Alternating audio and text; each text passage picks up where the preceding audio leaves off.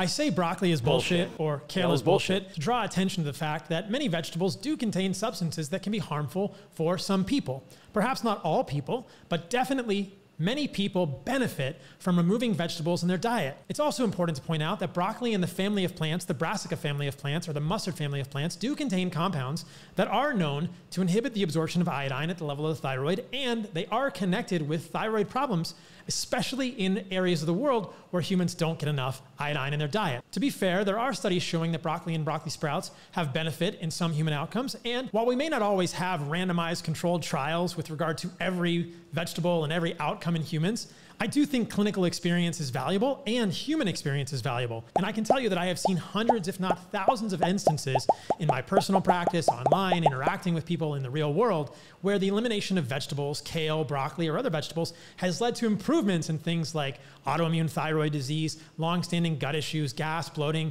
or skin issues that are autoimmune like eczema and psoriasis. So clinical experience is valuable, and all of these experiences represent humans, actual individual humans whose health has been significantly improved by experimenting and cutting out vegetables. In general, I think that vegetables are a much better thing to have in your diet than things like seed oils, high fructose corn syrup, highly processed foods. But my point with all of this is just to say that not everyone benefits from vegetables all the time, and I don't think that vegetables are invariably healthy for humans. That's what I'm saying when I say broccoli is bullshit, kale is bullshit, etc. As I've said in many of my videos, if you're thriving, there's no need to change anything about your diet. But if you're not, if you have thyroid issues, autoimmune issues, eczema, if you have problems with your gut, many people have benefited from eliminating vegetables, even things like broccoli, from their diets. An important point here is that I don't think we need a human randomized controlled trial for every single one of these potential health improvements or dietary decisions.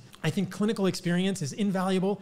Anecdotes, actual personal experiences matter, and putting these ideas out in the world so that people who are still struggling, despite looking for all the health advice they can find, this is what's important to me. This whole idea around broccoli and kale, I think, helps to illustrate my hesitations with regards to vegetables.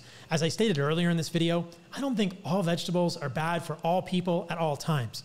But I also don't think all vegetables are good for all people at all times. It kind of goes back to this thing that I keep repeating. If you're thriving, why change anything about your diet? But if you're not thriving, I think it's important for many people to know that a lot of the foods that they've traditionally thought of as invariably healthy may not always be good for everyone. There's a lot of bio-individuality here. There's different genetics between humans, and some people may be able to tolerate or detoxify some of these plant defense chemicals better than others. I don't think all vegetables are bad for all people, but as I mentioned earlier, in my clinical experience, I've seen a lot of people who had illnesses that weren't getting better improve gut health, improve gas and bloating, improve autoimmune skin conditions, improve thyroid issues, overall energy, when they cut vegetables out, just as a trial. Elimination diets are very powerful tools for people, especially those with chronic, unremitting, unimproved health conditions. And if you look at the randomized controlled trials in humans, and that's the only thing that you're going to use to guide your clinical judgment or guide your decisions with regard to your health and your diet, maybe you'd never cut out any vegetables because randomized controlled trials in humans either haven't been done or show some benefits with broccoli. And then you might continue to suffer when in fact there are arguments to be made on the other side of this issue. Ultimately, this is about helping people improve their health as much as possible. So let's look at the actual evidence that broccoli can be harmful for humans and some other evidence that vegetables are harmful for humans. I believe this evidence supports the notion that not all vegetables are healthy for all people. Review studies like this one have specifically looked at the presence of iodine-blocking chemicals, isothiocyanates, specifically Goitrin, in vegetables, in the brassica family of vegetables, and found that Brussels sprouts, collard greens, and Russian kale contain significant amounts of Goitrin and other compounds that can block iodine absorption to be potentially harmful in humans. The authors of this study do note that broccoli and other types of kale contain less of these, and so they're probably less harmful for humans, but they still contain these compounds. In developing regions of the world where people don't get enough iodine in their diet, vegetables, root vegetables like cassava or yucca are consistently known to be associated with the development of endemic goiter.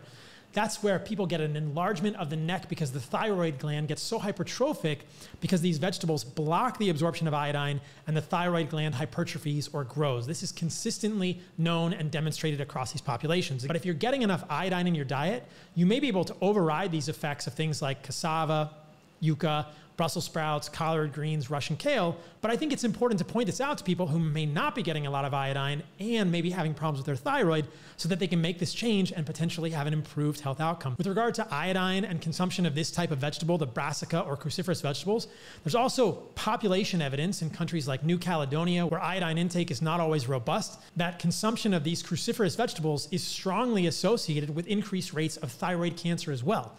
This is common. When people develop a goiter, a hypertrophic thyroid due to iodine deficiency, we do see increased rates of thyroid cancer. And with regard to raw broccoli specifically, there are studies in pigs showing that when you feed pigs who have intestines that are pretty similar to humans, raw broccoli, you see increased damage to DNA in their colon, in their intestines. Now, I know pigs are not humans, but there's never actually been a study done where people have been fed raw broccoli and we've looked for DNA damage in the colons of humans. So what we have are some animal studies in animals who have colons, intestines in general, the large intestine, that are pretty darn similar to humans, and we do see DNA breaks when these animals are fed raw broccoli. It's important to note that cooked broccoli and frozen broccoli did not have the same effects on the colon in these animals, but a lot of people who believe broccoli is healthy are out there eating it raw in salads and other foods. And in fact, if you want to get the most of the isothiocyanate compounds that people say are good for you in the randomized controlled trials in humans, you should probably be eating your broccoli raw. And maybe that's a bad thing with regard to other health outcomes. Now, with regard to vegetables in general, there are lots of other defense chemicals in families of vegetables outside of the cruciferous or brassica mustard family with broccoli and kale. One of the ones I've talked about the most are oxalates. These are dicarboxylic acids found in plants. They are found most in things like turmeric powder, spinach, almonds, even white potatoes, rhubarb. All of these have significant amounts of oxalates. Now, oxalates are well known to be associated with kidney stones. And so if you have kidney stones, just as an example, maybe eating low oxalate foods is a good thing. And all of those vegetables that have high amounts of oxalates that are widely considered to be healthy are not great for you either. So I think oxalates are another good example of a compound found in plants that is not good for all people at all times. So in summary, I'll say that I think that vegetables, these would be the leaves, the stems, the roots, the seeds of plants, are reasonable food for humans. They're much better than processed foods. They're much better than seed oils and high fructose corn syrup. And if you can do things to detoxify them, whether that's cooking them, pressure cooking them, fermenting them, soaking them, you can make them more digestible and less problematic for humans. But in a lot of humans, these defense chemicals do cause problems.